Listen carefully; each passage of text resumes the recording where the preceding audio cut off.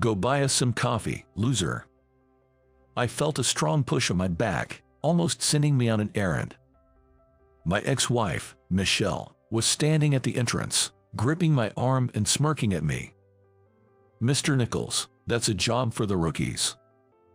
At that moment, the tables were turned by a single remark from the beautiful secretary, who had heard the commotion. "My name is Ryan. I'm turning 42 this year.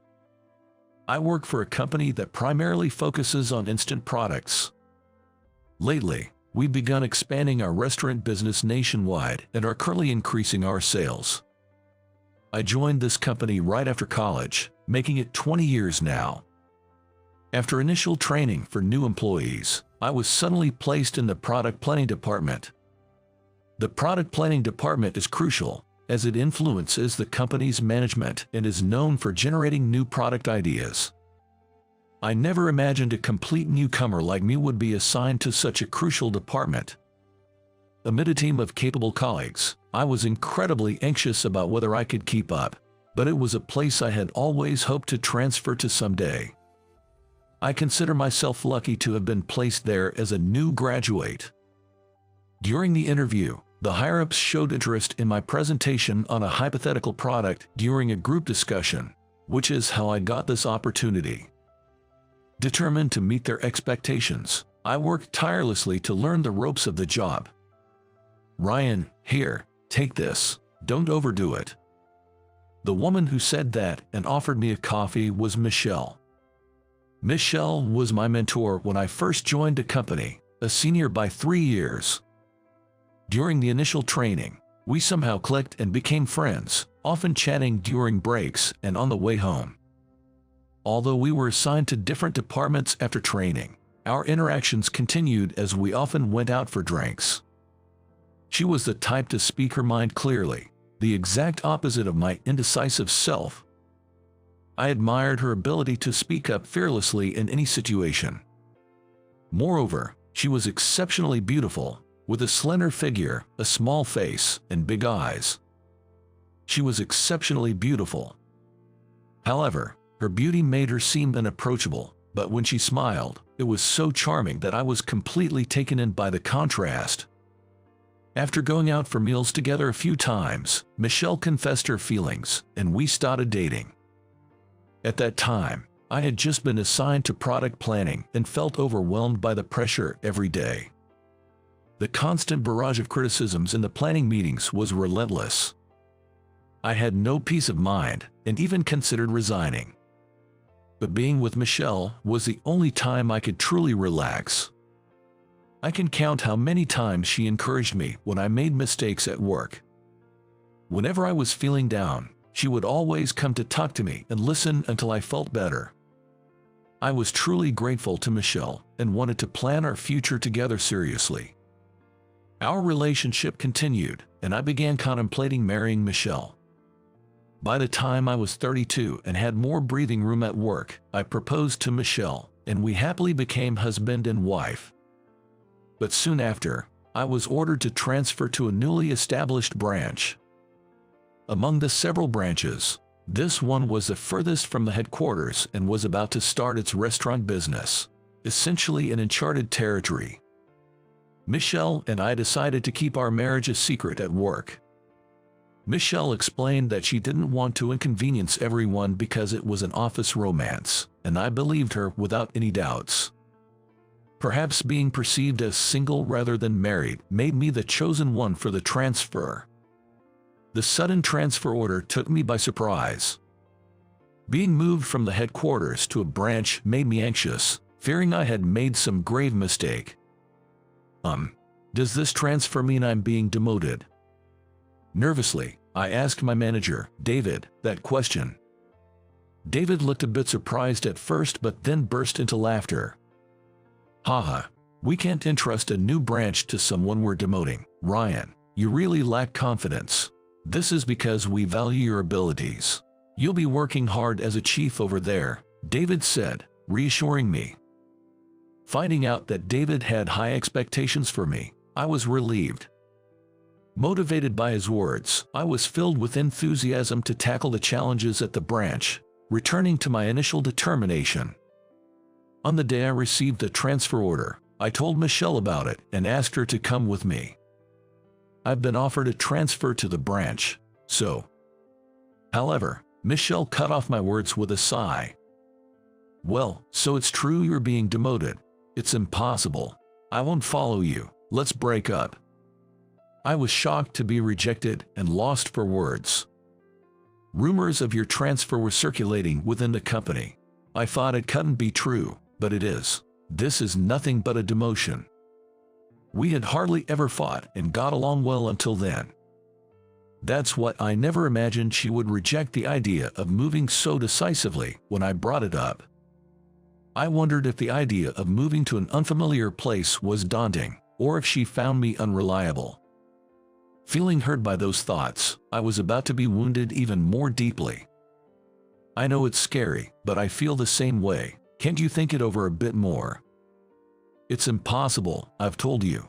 I married you thinking you had a promising future. It feels like I've wasted my time. What? Learning Michelle's true feelings was a shock to me. To add insult to injury, Michelle continued. I've been seeing Steve, the head of HR. What, Michelle? What do you mean? Confused by what Michelle was saying, I asked again, and she glared at me irritably. We've been dating since last autumn. He's a young elite who climbed the ranks quickly. It's a good opportunity, so let's end things between us. What's that supposed to mean? Were you two-timing? Is that why you didn't want to tell the company we were married? Stop saying it like that. You agreed, didn't you? I kept it a secret because I felt sorry for you, but that ends today. Goodbye. Michelle unilaterally announced our breakup and went to her room. Left alone, I was too stunned to be angry or sad. What were these past few years all about? Was I the only one who enjoyed our time together? All I could think about were negative thoughts. After that, I went to the branch alone and dedicated myself to work. I worked so hard at the new branch that my colleagues were concerned, not just for the company's sake but also to forget Michelle. The company continued to grow, with sales increasing and more branches and subsidiaries being added. I transferred to newly established branches every few years, helping to build their foundations with the local employees. Starting from scratch, learning about management, listening to the local voices, and building a foundation. There were many challenges, but they also brought a sense of accomplishment, allowing both me and the company to grow. And now, after nearly 10 years, I was set to return to the headquarters. Entering the headquarters in New York, I was surprised to see the interior had completely changed. Previously, the cold, inorganic feel of concrete walls and white floors dominated. Now, parts of the walls were wooden, and there were plants everywhere. This space had been transformed with modern furniture like round tables and sofas, making it much more sophisticated. The guest reception area was divided by partitions, creating a calm and inviting atmosphere. It felt like I was entering an entirely new company, making me straighten my posture. Observing the office, I was reminded of the length and weight of the decade that had passed. Though the days seemed to fly by in a blur of busyness, I was now over 40. With these reflective thoughts, I hung the guest pass I received at the reception around my neck. I came today to complete the procedures and introductions for my upcoming tenure, though my actual assignment was still a few days away. However, the reception had been informed of my visit, and I smoothly received a temporary employee ID. Having some time before my scheduled appointment, I decided to look around the office. The spacious break room, with its large windows, clean nap areas, and tables and chairs, seemed very inviting. Some employees were enjoying coffee and chatting. There were vending machines for snacks, and the ambience was quite comfortable. The number of applicants wishing to join the company had been increasing yearly, and the competition for positions was skyrocketing. It was a matter of pride to see the company I worked for becoming so popular. I want to build a company where young people can continuously take on new challenges. While thinking about this, I left the break room and was walking down the corridor. A woman approached me from the opposite direction. When the woman and I made eye contact, she tilted her head slightly and said, "Huh?" as she started to talk to me. "Isn't it you, Ryan? What are you doing here? It's been a while." "Ah, Michelle. It has been a while." "Oh my, you're as gloomy as ever. Can't you cheer up a bit, especially after such a long time?" Michelle spoke as if the events of 10 years ago had never happened. Surprised by this unexpected reunion with Michelle, who held bitter memories for me, I felt a bit bewildered. Michelle scrutinized me closely and grabbed the visitor's pass hanging around my neck. After looking at the front and back of the pass, Michelle suddenly started bragging. "I married Steve after that. We have 2 kids and are very happy."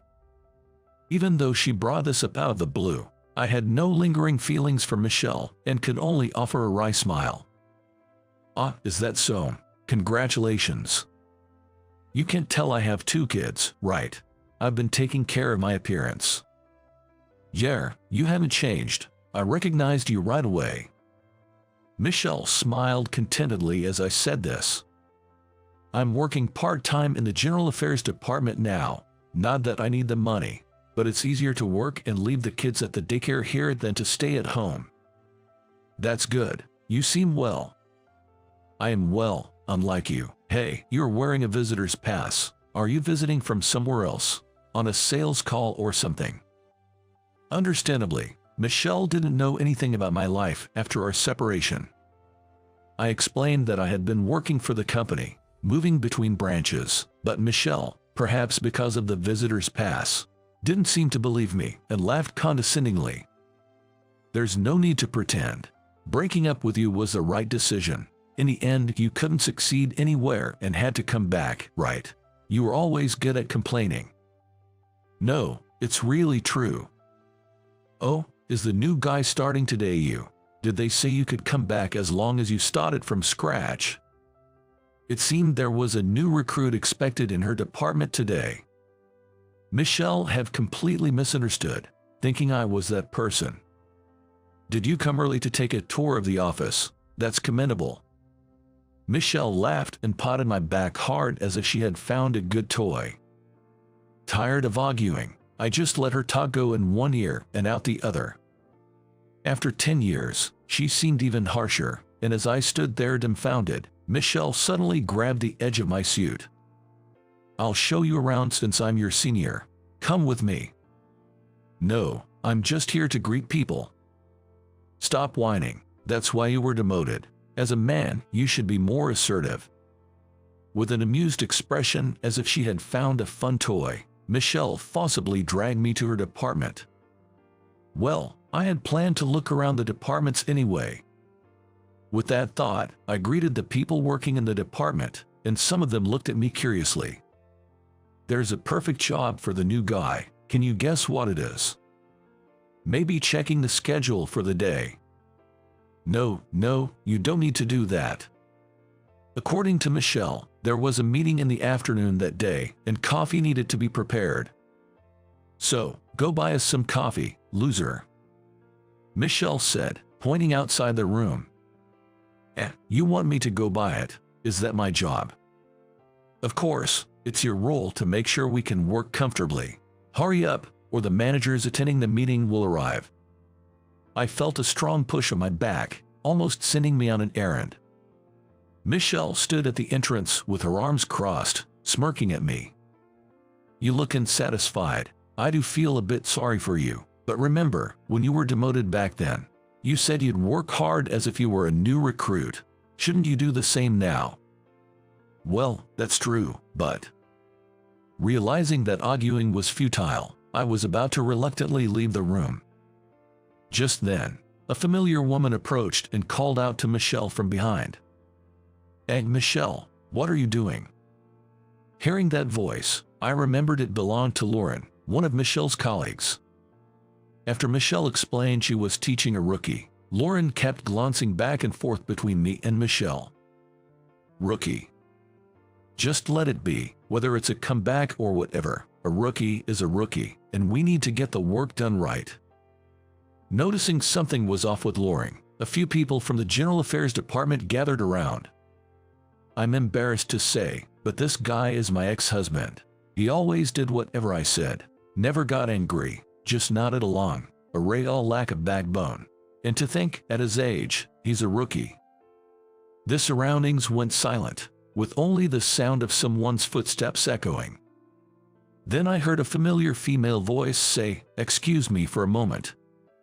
Weaving through the crowd was Amanda, who serves as a secretary in this company. "So you were here. I've been looking for you. What are you doing?" As I was about to go shopping, Amanda looked at me as if I were a stranger. "Well, I was just about to get some coffee for a meeting." "What are you doing, Mr. Nichols? That's not your job." Michelle, who had been watching our exchange, tilted her head in confusion. "Amanda, that's why he is doing it. This man is supposed to be a new recruit in the General Affairs Department starting today." After laughing, she still looked puzzled. "Mr. Nichols, whom is she talking about?" "Who else? Probably me." As I tilted my head, Amanda let out a small sigh. "He is the next president of our company. It's absolutely unacceptable to send him on errands." As Amanda pointed me out politely, Michelle just stared, frozen. From behind Michelle, in the crowd, someone said, "Michelle, you really didn't know?" "But it was announced, wasn't it?" "Well, she's been off for a while because her child caught a cold, so she didn't hear about it."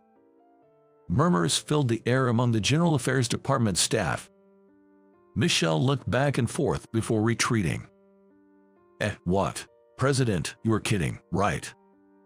Michelle's voice trembled. "Over the past 10 years, I've been helping to set up branches as a chief in various places. Well, accurately, for 7 years. And who spoke ill of my future husband?" "Hey, Amanda, calm down, please." "Yes, Amanda is my wife." Her tone changed as she glared at Michelle. "We're planning to register our marriage next month, so she's technically still my fiancée. It's been decided that I'll take over as president of this company simultaneously with our marriage registration. I'll ask again, who insulted my future husband?" "What? You're marrying Amanda? I hadn't heard." Michelle was wide-eyed in shock. "In the last 3 years, when I was at the branch, I learned the business under the branch manager and eventually became one too. During that time, I had opportunities to interact with Amanda, the president's daughter. We hit it off over our shared vision to grow the company and started dating. The chairman and the president of this company are father and son. The branch managers were also almost always a family member. However, as the company grew, the limitations of family management began to show. Moreover, there was a big issue of who would take over after the current president, Mr. Smith, whose chronic illness was worsening. Initially, it seemed natural that a family member working at the branch would succeed him. But, having seen my work, the branch managers suggested that I, Amanda's boyfriend, might be a good candidate.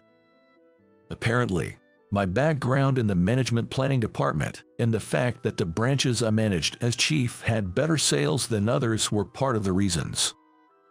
Amanda had no plans to take over the company, and being the only daughter, it seemed like Mr. Smith had given up hope, but then, he chose me for the role.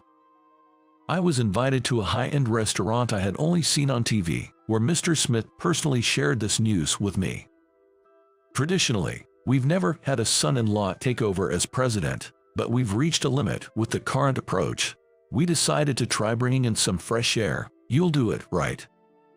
I was full of nerves and uncertainty, but somehow managed to muster a yes in response. After hearing my explanation, Michelle was utterly stunned, her mouth wide open. "Making the president run errands, huh?" It was Lauren's comment that snapped Michelle out of it, and she forced a strained smile. After all, who would have thought he'd be the president? He used to make mistakes all the time at work 10 years ago, and couldn't do anything without me. Indeed, I always talked to Michelle about my work failures. Perhaps because I never mentioned anything when things were going well, Michelle might have perceived me as constantly messing up. Thinking back, it's uncomfortable to realize she saw me that way even when we were dating. Learning Michelle's true feelings from back then made me inwardly sigh in disappointment. But Ryan is being promoted and transferred to a branch office, so he must be competent. Lauren commented, and Michelle fell silent, her face turning red. I'm not exactly outstanding.